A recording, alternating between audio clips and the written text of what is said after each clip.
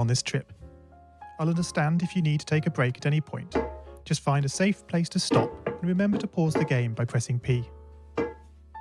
On Scratch, you can find loads of remixed or reimagined recreations of existing games, and with good reason. George Bernard Shaw said, "Imitation is not just the sincerest form of flattery, it's the sincerest form of learning." This game is a recreation of a game that came out in 2017, titled Getting Over It with Bennett Foddy. That game in turn was a homage to a free game that came out in 2002. Both games involved dragging yourself, using a hammer, up a mountain assembled from assets and objects sourced from many other games.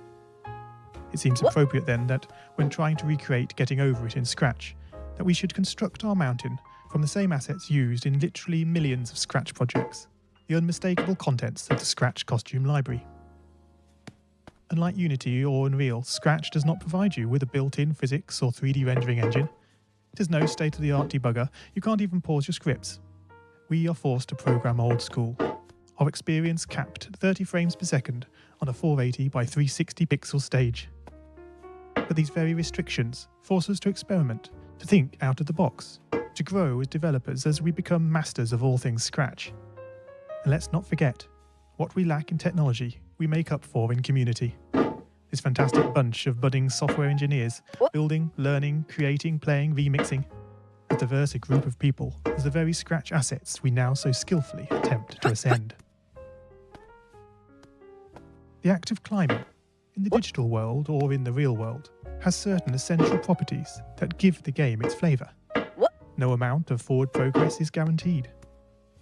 When you start Getting Over It, you're standing next to a dead tree, which blocks the way to the entire rest of the game. You prod and poke at it, exploring the limits of your reach and strength, trying to find a way up. When starting a new Scratch project, that initial blank slate is both refreshing and at times a little scary. Wouldn't it be great if we could travel forward in time and review our finished projects to see how well they turned out? I certainly wish we could. The real draw of coding, what gives it that special zing, is the challenge of accomplishing something you've never done before.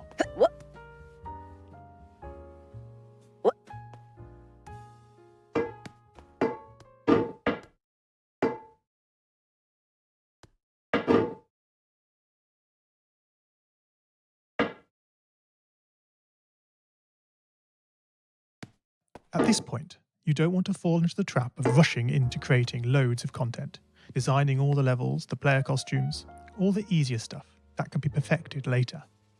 No, before all that, you need to prod and poke that tree. That is, understanding the coding difficulties you're expecting to face and try out any ideas to solve them. You may not be able to time travel, but at least this way you can get a good idea of how well your project is likely to go, and potentially save yourself a lot of time.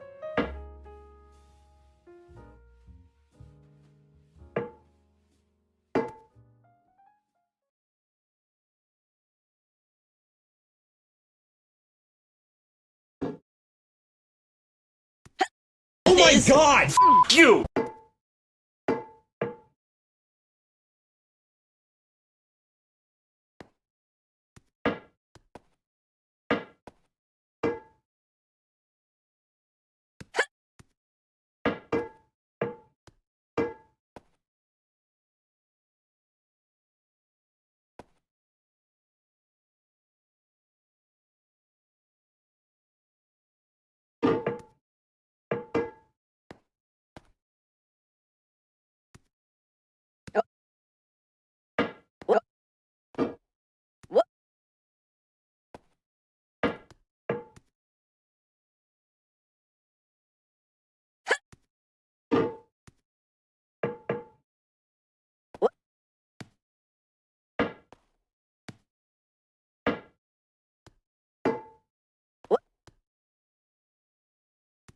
This project began life a couple of months ago as 3 simple scripts: the player, hammer, and level. I spent no time on the art, just using ScratchGat and a few rectangles drawn in the sprite editor. The scripts for the player quickly mocked up in a similar fashion to those I teach on my YouTube channel. With the hammer I had to improvise because I'd never done anything quite like that before, and boy did I prod and poke at those scripts. What I had imagined and the results I was achieving were hard to reconcile. The hammer and the player sprites would get stuck in the walls and ground, shake and jiggle and clip up to the top of the screen. Worst of all, when I tried the bread and butter action of lifting the player up upon the hammer, any tiny movement would throw the player into a crazy up and down motion as if bouncing upon a possessed pogo stick. Things don't always turn out as you want them to, and sometimes it's good to take a break. So, for the time being, I shelved the project, letting it slowly slip down the list of unshared projects, joining the countless multitude of unfinished, unseen projects that haunt the vast storage archives of MIT.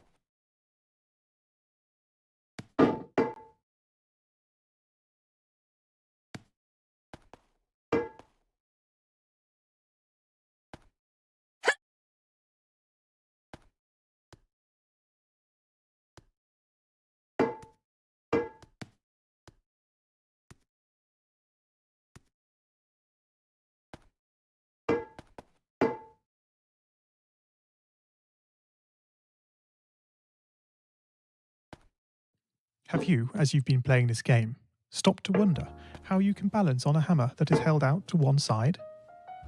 It feels quite natural in game, but try it in the real world, and you'll not get your feet off the ground. No, this game is bending the rules of physics.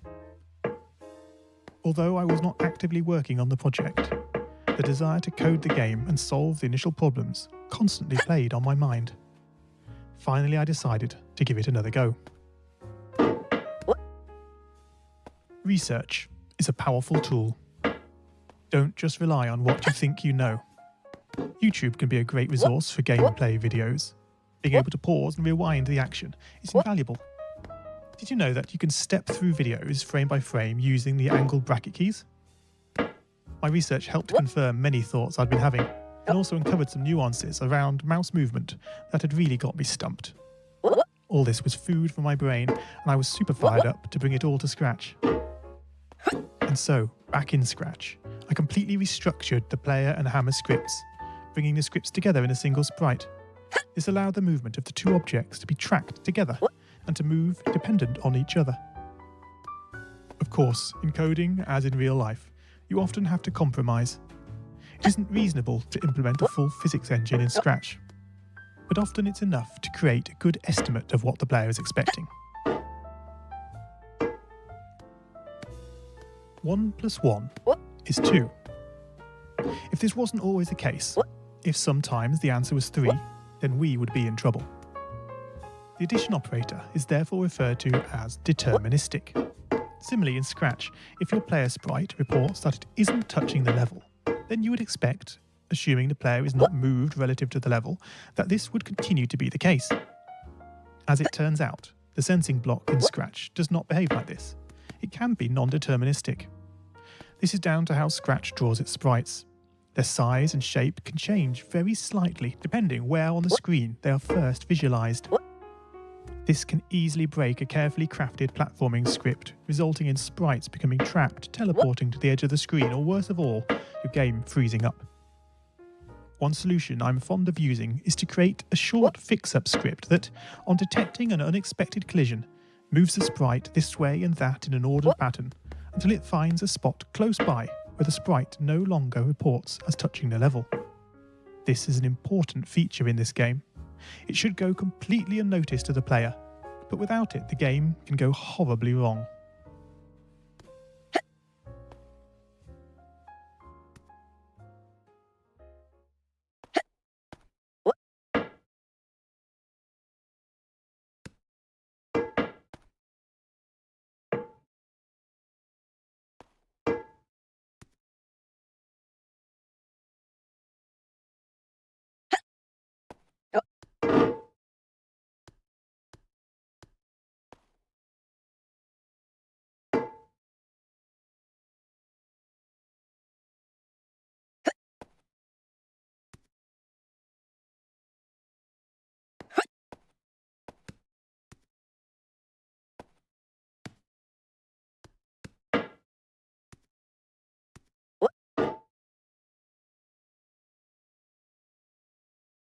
Come on, you fat.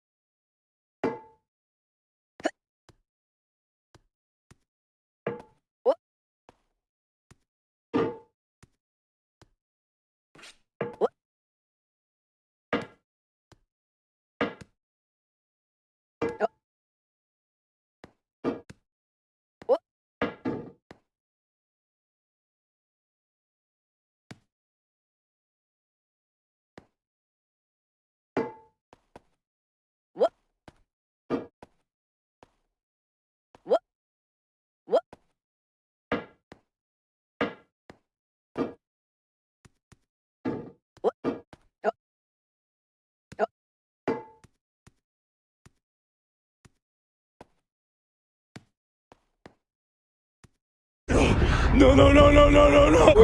Wait. You lost a lot. Wait.